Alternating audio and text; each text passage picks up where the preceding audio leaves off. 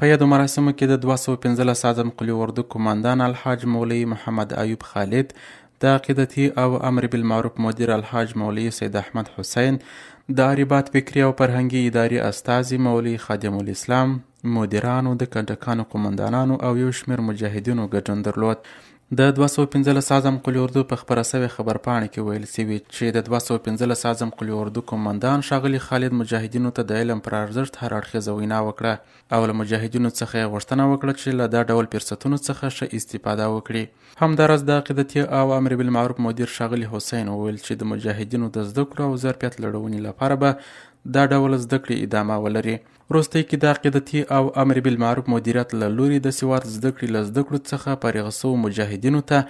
ستاینلیکونه او جایزې ورکړل سوې. همداراز په مراسمو کې هغه مجاهدین چې د شرعي نظام په استحکام کې د اطاعت اغیزي کتاب لوستنې سیالۍ کې غوره مقامونه ترلاسه کړي وه،